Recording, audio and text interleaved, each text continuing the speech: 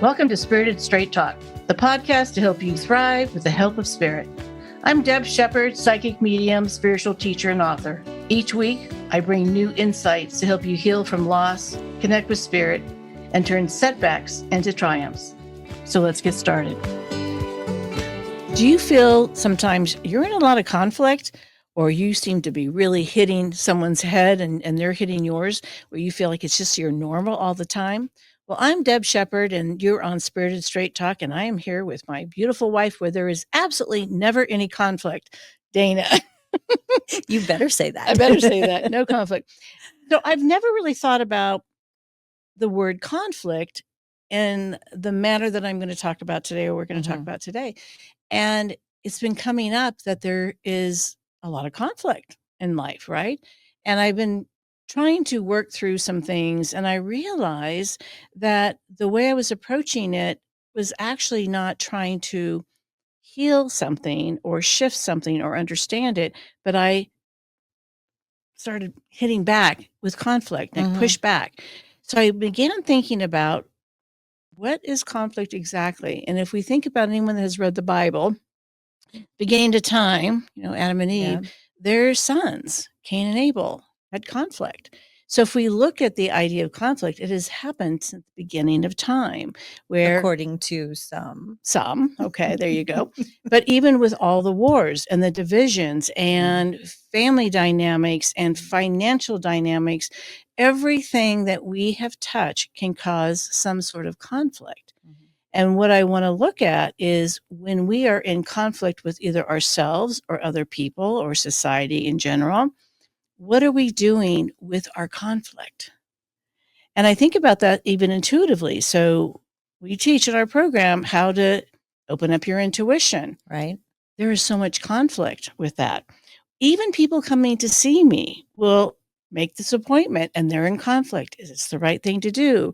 They don't tell anybody because they don't want anyone to, influence them. Yeah. So we're in constant conflict. Even if you're trying to lose weight or try to be healthy, we're in conflict. What choices to make? Do I eat the donut or do always vote on the donut? But if we think about it, we are in constant conflict, and we are looking for peace, and we're looking for the ability to be mindful and to be connected. And so when we look at conflict, it's everywhere. I mean, there are people that have full-time jobs to resolve conflict. Look at attorneys. There are attorneys, there are judges, there are mediators. And we've had to hire a mediator, right? It's all about people not agreeing upon something. Divorces, raising children. Can't we just agree to disagree? Absolutely. But, you and I have had little conflict. And when it's come up, it's usually because there's a misunderstanding or we're stressed out, things like that. Yes. And then I stopped telling you how to boil artichokes. It's a whole other story. Inside joke, sorry. This was probably last year, maybe summertime. About a year ago, we had a lot on our plate. Someone said last night in class, like, I want a clean plate. And I get that. We want to have time for ourselves. And we had just had a lot going on. And I'm from California. My grandmother, she worked in the artichoke factory. So it's kind of in my blood sort of thing. And I'm putting on this pot of artichokes. I'm like, some artichokes.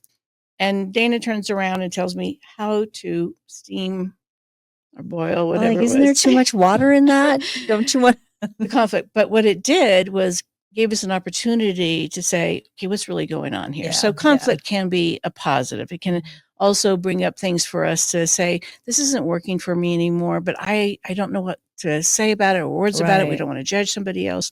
But it gave us an opportunity to say, okay, what's really going on? And that's what it is. So every time we have artichokes, we have a little inside joke. Yeah. But if we think about true conflict, even parenting styles, or how do you spend your money? But that faith that makes me go into like just what you brought up about, okay, well, can we see conflict as an opportunity to come together, depending on the conflict, right? Well, that's what I'm saying. Is like, why can't we? If you look at how many countries that are still currently in wars, right? Because there's a conflict. Right. And we want them to find peace. And I think when people are conflicted, they feel as if I'm not going to get my percentage. So I'm going to fight. So there's a piece of that, right? Because they want to be right. They want to be right. But also, I think that when someone has been hurt for a long time, the conflict is, in a relationship, let's say, or in a job situation where you feel like the other person has hurt you a lot and you want to come to an agreement of departure, right? Sure. You go your way, you go my way. The person that is the perpetrator, or you feel that is the perpetrator, you may feel like you want to get your percentage to justify your suffering. Or it could be, do you walk away and just say, I don't want to deal with that anymore? I've been there. We've been there. Like, just don't let fight me go. the conflict. Yeah. So if there is conflict, for all of a sudden, say you're working in a relationship or you're in a business situation, whatever it is, and the conflict comes up, can you dig into that to why there is a push-pull? What is happening deeper that's causing that? Because if you've had it, if it's looking at how we're being seen. And sometimes I think, I know this for me, I may think in my mind, well, I'm very clear, but the way it comes out, I have been offensive. Okay. And I pedaled back, and looking at that, I'm like, oh, well, what was my intention around it? I think we get busy and things like that. The other part of it, I think, is wanting to be right. There are so many people that are determined to have conflict to prove their point. I was raised in a home that was very religious. There was constant conflict of my parents and their faith to be right. And to this day, I'm still being preached to. And for those at my age, my parents are still alive, right? Yeah. There is still conflict with them because I do not agree with their religious belief and the way they feel things. And they feel on their end, they're trying to save me. So they're adamant to constantly bring up this topic to save me in their point of view. And for me, I feel like I struggle to communicate sometimes because I don't want them to preach to me. Yeah. So my conflict is I'm really fortunate to still have my parents alive and blessed. But at the same time, there's that conflict of them wanting to be right. So how do you resolve that? Do you just accept that they are not going to change, or absolutely. do you Absolutely. like, I think about the work what's that I do, right? The work that I do does not validate their faith. Right. So they're going to dismiss what I do. And their conflict with that is it must be the work of the devil, all those other things that come up. Yeah. And I, as their child, have to be okay that they can't understand or agree with what I do. And they've disassociated with me a couple different times, for long periods of time, and then they circle back. And I think for all this work that we do over all these years, I've come to understanding is they're part of my teaching group. Yeah. They're here to teach me. And if I can't show up and respect their beliefs, then what good am I? I'm not here to cause them more conflict. They get to believe the way they want to believe. Right. And it's just me then being able to be in the right frame of mind when they want to change my mind. So for me, when I think about conflict, it all goes back to ego and trying to prove you're right. And I'm not saying that there's not, I feel like there's probably conflicts that arise that are for the greater good. Absolutely. Because if there's a marginalized group, or, somebody being held down, or a group being held down, conflict has to happen in order for awareness to come. For change. Yeah. So can conflict create a positive environment? Eventually. But a lot of times conflict it's difficult to be in the midst of it, right? So how do we work through conflicts without having it become wars? Right. And I think that's, there's so many different layers to understanding the small conflict versus the big conflict. Yeah. If you think about the conflict within a family unit where someone's not agreeing with you and you're going to spend a holiday with them, how do you deal with the conflict, right? Dear Right. Abby, dear Deb, how do I deal with Dear this Deb, person? how do I do this. get through And I think Christmas when dinner? there's short-term situations where there is a family conflict or there is a disagreement, how do you manage to go about that and not cause more conflict unless they bring it up? And that's part of ego. When someone constantly wants to cause suffering and cause conflict or get validated. It's all their ego. They're not looking at the big picture. And they have no empathy. Right. No empathy is a current topic as well. When it becomes something that is larger, let's say a large divorce or a group of people, like you said, someone being penalized, I think if we look at all the people that throughout life, you look at Martin Luther King, you look at all the different, Nelson Mandela, you look at these people that in conflict, they became heroes. Yeah. And when they became heroes, it was to be that beacon, that light of hope that there is change to be done. Yeah. And they are true warriors in my sense, where they're doing things in a peaceful way to help change conflict, where some conflict is to death. Yeah. For some, it's really to the depths of what people are willing to sacrifice. Right. And I think when it comes to simple things and maybe not simple, whether it's in the educational system, whether it's your neighbors, I have this great story that I'll share because it's a little bit of a humor part. Years ago, we had some neighbors move in. Our house was built before theirs, and there was a fence put up between us. And one day I watched in the backyard, and we're in California, and aspens just grow everywhere. We're in Colorado. What did I say? California. Oh, California. My mind's somewhere else. I'm on the beach. So I walk in the backyard, and the house is pretty new, and there is 20 of these aspen trees growing up, and I'm like, wow, free trees, right? How exciting! 20 of them? That's a lot. It's the whole time. And I walk back there, and all of a sudden, there's no trees there. They're all cut down. And I'm like, what the? Yeah. And so I have a high deck. It would be really nice to have 20 aspen trees. I know right now. I have a walkout basement. So I walk upstairs, and there's a huge deck, and I look over, and I can see at the neighbor's house, all these trash bags all lined up, 15 of them. I went, being psychic that I am, right? I walk around the block and I look in the bags, and it's all my aspen trees. I'm like, interesting. So I would have thought a lot more than interesting. Well, it was conflict, so that was the word, right? I would have had a different reaction. So I made a call, and the wife answered the phone and said, I think your husband may have cut down all my aspen trees. And she goes, oh, no.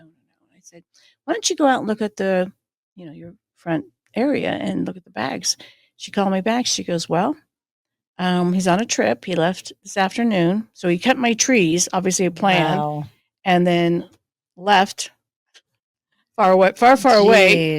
Maybe he was scared of me. I don't know. So I really like feng shui a lot. If you're not familiar with that, is the art of placing your items to bring in good chi energy, right? So I found a bagua mirror, and you can look this BAGUA, and I hung it up on my deck facing their house. 3 months later, they were transferred to Alaska. They got a new job. I didn't want to cause harm, but I don't want a neighbor that I am conflicted with constantly that is going to cross my boundaries and go into my yard and cut down trees. And so how are you going to resolve conflict? And maybe I'm not going to advise that to everybody. Put up a bagua mirror and send them away. Yeah. But I think it shows a lot of who we are by the way we manage conflict. How do we take accountability?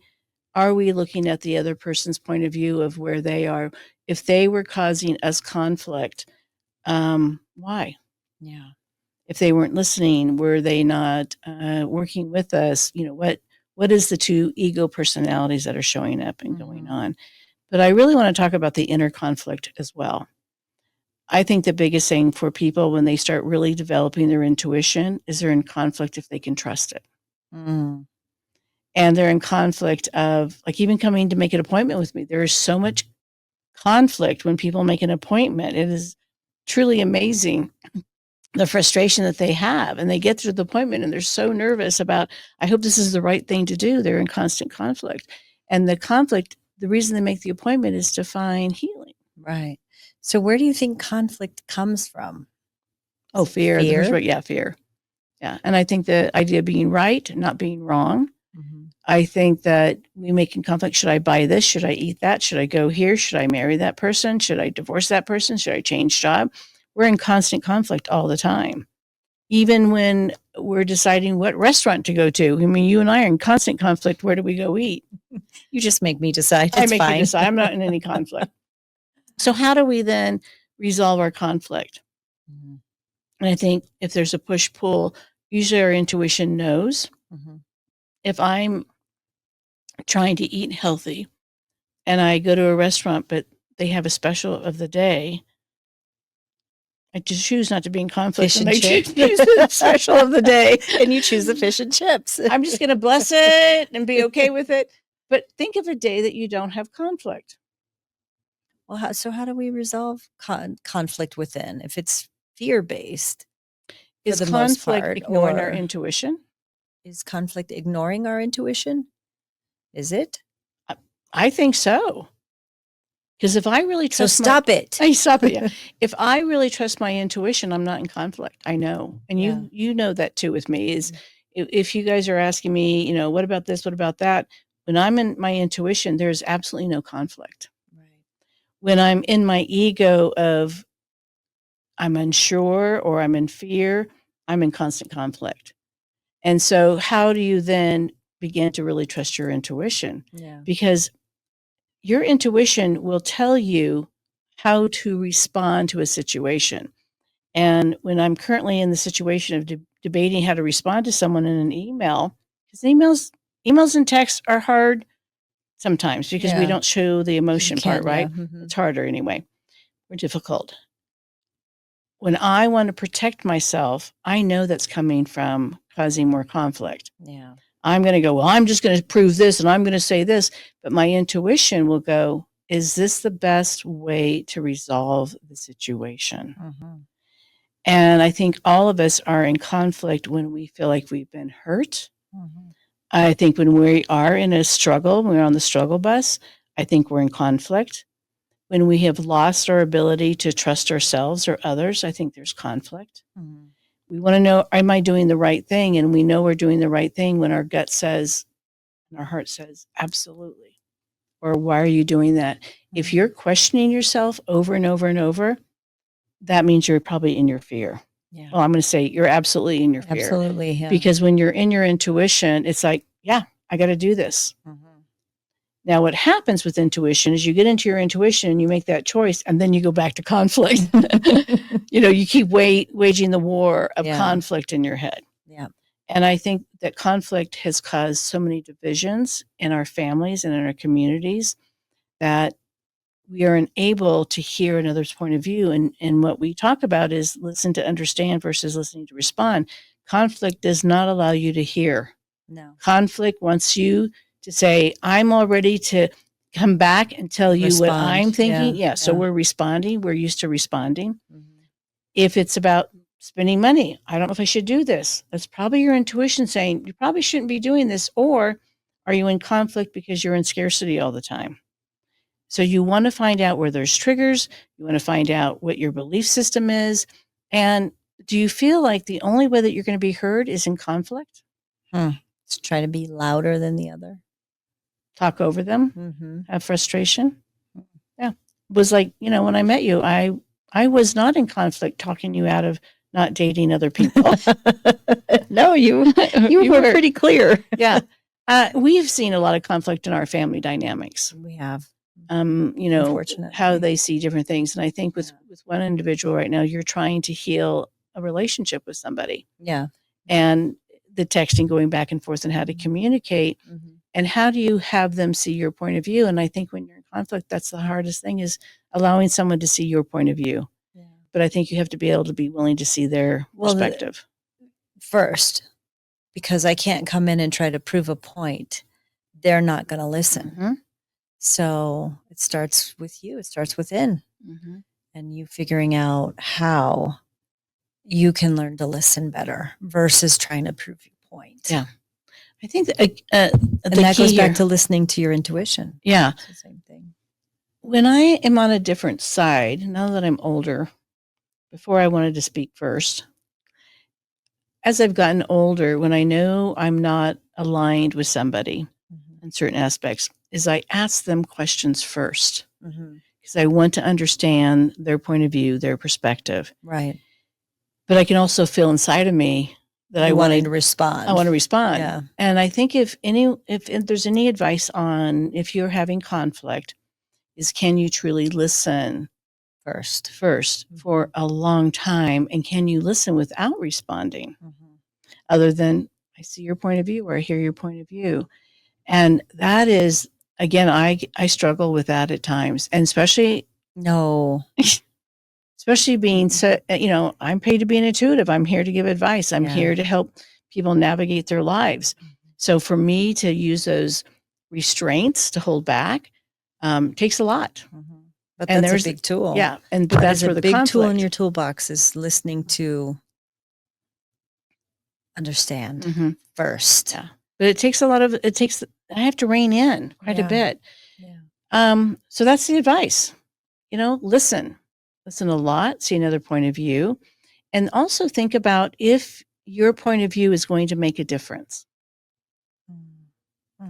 Because that's where I'm in that conflict right now is saying certain things to this individual or a couple of different people. Is that going to be helpful in the long end? The answer is no, always. I don't know. In my opinion, they're not ready to listen. If they're trying to prove that they're right, they're not ready. I'm in conflict with you right now. But I love you. But we've had recently a couple situations where we have chosen to give someone a broader viewpoint of some things. And it took them a lot to digest. But they are seeing another point of view, even they were going this direction. Does that make sense? I'm going to send you my intuitive information. So I think there's times how to present things, but when we present it is not to expect the outcome. Right. But I also feel like there's a difference between sharing something with somebody, not to prove a point, but to give information, versus sharing something with somebody because you want to prove you're right. Two different things. Maybe that's a conflict. I know, but their perception may be that we're trying to prove our point. She's got some thinking going on. I'm thinking. Because it's truly about when we share a point of view, what is our intention? My intentions normally when I'm teaching is to give people a toolbox, a wider perspective, how to reframe. But when it becomes a personal relationship, I think I do show up differently. And so I know my ego's in there going, yeah, but I'm right. I'm right. But if I share this with them, so I think there is a difference. Yeah. Where I'm not in conflict as a teacher because maybe there's points of it where I want people to heal. And that's me having a desired outcome, which is not right to them. That's not fair to that person. They have their own process. But it's a different energy for me than it is when I'm on a personal level trying to get aligned. What I think about conflict, just to wrap this up a little bit, is I think we're in it more often than we think. And to take this topic and realize that when you're in conflict for anything, what you're going to wear for the day, what things you're going to get done, you have a full to-do list, what things are a priority. Any of those things are going to cause us a little bit of conflict. And that conflict can also give us guilt and shame. I didn't get these things done. I didn't get this stuff the way I wanted. It didn't show up the way I planned. How do you resolve conflict within yourself? And how do you resolve conflict with the people in your world? How? I think that's an inner question, right? And is our conflict that chaos that gives us that dopamine rush that feels really good? Because when I battle with somebody, I get a rush. Mm-hmm. And then I'm thinking, what am I doing that for? Yeah. And here I am, a person that teaches mindfulness. Mm-hmm. So there's the So conflict. calm down. Yeah. How do I I show up to teach resolution with conflict? You can't. Yes, I think I can. I think by example, we are the ripple effect. No, I mean, if you are in conflict, I thought that's what you were asking. You can't teach resolution if you're in conflict. I think I'm going to argue with you on this one. Really? Just kidding. Really? No. You like chaos. I know. But there is a place in it that I didn't realize how often I'm in chaos or I'm in conflict. I think about, I know I need to exercise. Right? What's the conflict there, Deb Sheppard? I'm lazy. Yeah, I think the more I started thinking about this topic, the more I realize it is a constant thing within us. Yeah. More than I thought. And I don't think conflict is always a negative thing. I think conflict within helps you decide and shift and make a conscious effort to make a difference in your life. So there's having that awareness again. Having that awareness. So, all right. Let's have some more conflict, Dana. Yeah. Maybe spice it up. How about some makeup conflict? A little dopamine rush. Yeah, there you go. There you go. Thank you once again for joining us on Spirited Straight Talk. I hope it helps you resolve your conflicts. But then join us on our YouTube show, Morning High, where Dana and I are wearing our beautiful robes, pajamas, and eating donuts and dealing with all of our conflicts. All right. Thank you once again.